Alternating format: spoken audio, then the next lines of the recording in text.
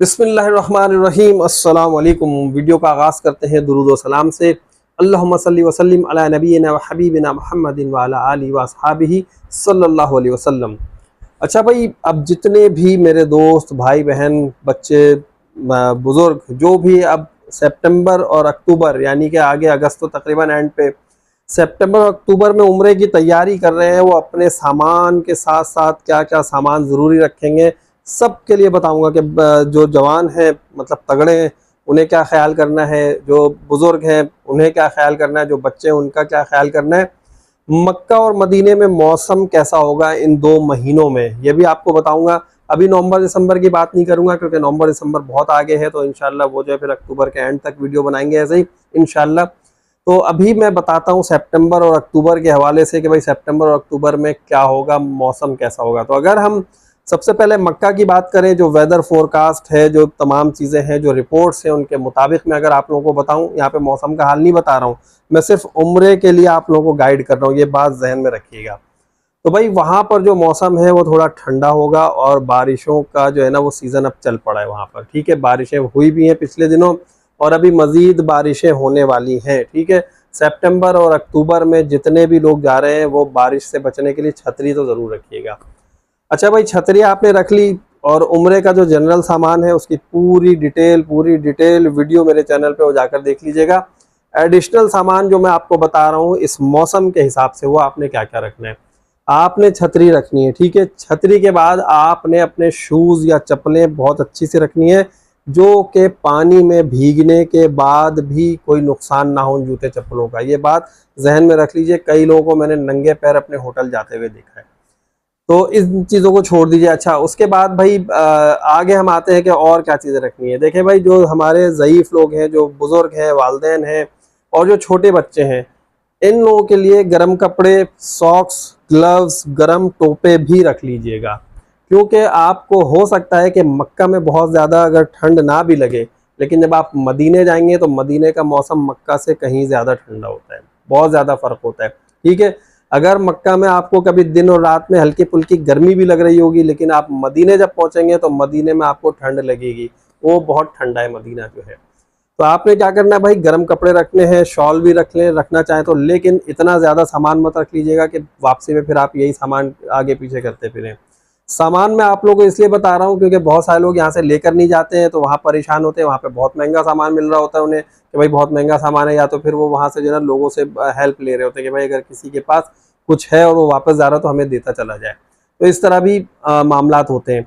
तो भाई आपने छतरी रख ली, अपने शूज़ अच्छे से रख लिए। उसके बाद आपने क्या रखना है, इस मौसम में तमाम पूरी दुनिया के लोग आए हुए होते हैं वहाँ पर और फ्लू और इस तरह की चीज़ें बहुत ज़्यादा फैली हुई होती हैं, तो उनसे बचने के लिए आपने मास्क ज़रूर रखना है।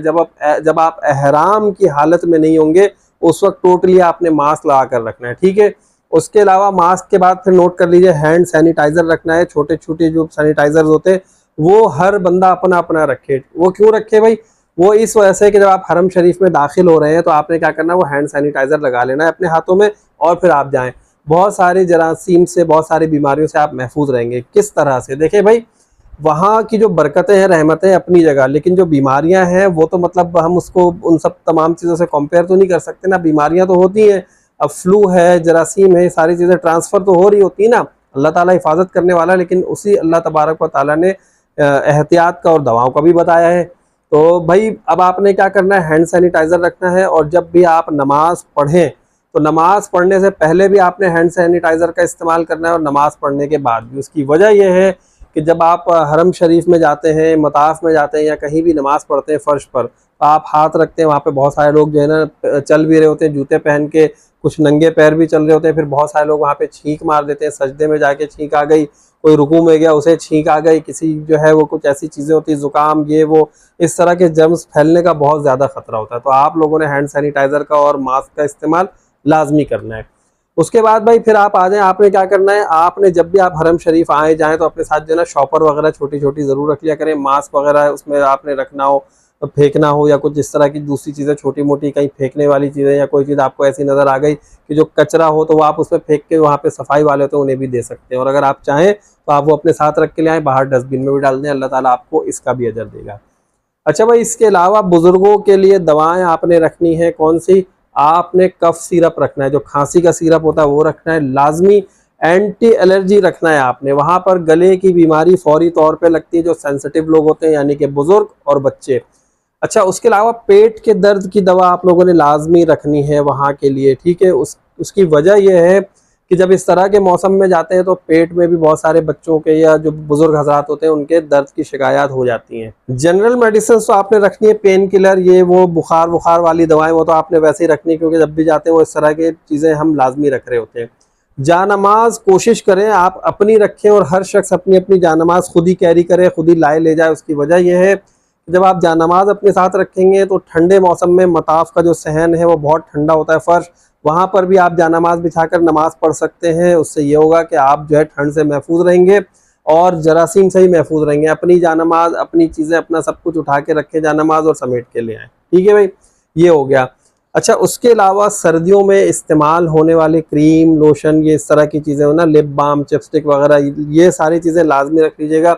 मॉइस्चराइजिंग लोशन भी लाजमी रख लीजिएगा, क्योंकि बच्चों को और बुजुर्गों को जो है ना वो फौरी तौर पे उनकी स्किन क्रैक होने लगती सर्दी से या बहुत ज़्यादा गर्मी से भी। तो ये तमाम चीज़ें आपके इस्तेमाल में आएंगी। ये वो चीज़ें जो ठंडे मौसम के एतबार से आप लोगों को बता रहा हूँ। 2-3 एहतियातें भी बता देता हूँ आप लोगों को साथ साथ, ताकि आप लोगों के जहन में सारी बातें आ जाएँ। अच्छा, एक चीज़ और रख लीजिएगा जो वहाँ पर जो है ना आप लोगों को बहुत ज़्यादा ज़रूरत महसूस होगी, वो है जौहर जोशानदा। वो जो साशे आते हैं ना, वो साशे अपने साथ रख कर ले जाइएगा। जितने लोग जा रहे हैं वो एक एक जो है ना पर डे के हिसाब से एक एक तो लाजमी रख लें। वो रात में आप सोते हुए पी लें, या सोने से पहले, सोते हुए नहीं, सोने से पहले पी लें, या जो है आप सुबह वो नाश्ते में इस्तेमाल कर लें। उसका फ़ायदा ये होगा कि किसी भी तरह आपको कोई नज़ला, ज़ुकाम, गले में ख़राबी होगी तो उससे जो है ना वो बेहतरी आ जाएगी। और अगर आपके पास वो बच जाए, कोई ऐसा शख्स हो जो बीमार नज़र आ रहा हो, उसे वहाँ पे डोनेट करके आ जाए, अल्लाह तबारक व तआला इसका भी अजर देगा आपको। अच्छा, इसके अलावा एहतियातें कुछ ऐसी हैं जो मैंने आपको मास्क वगैरह बता दिया। अगर आप लोग ग्लव्स रखना चाहें, एक तो वो ग्लव्स होते हैं सर्दियों वाले होते हैं, वो रख लीजिएगा। आप लोग चाहें तो डिस्पोजेबल ग्लव्स भी रख सकते हैं। उसकी वजह यह है कि वो ग्लव्स पहनकर आप आए जाएं, जब आप हालत एहराम में नहीं हो उस वक्त, तो फिर आपने क्या करना है भाई, उस बहुत सारी चीज़ों से आप वैसे ही महफूज रह सकते हैं।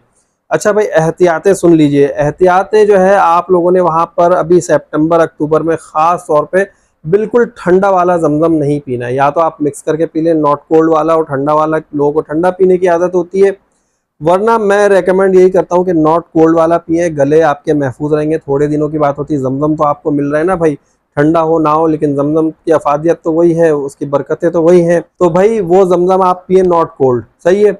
उसके अलावा वहाँ पर आइसक्रीम वगैरह ना खाएं, ठंडी चीज़ें ना खाएं, खट्टे जूस ना पिए, वहाँ पर खट्टी चीज़ें ना खाएं, कोशिश यही करें।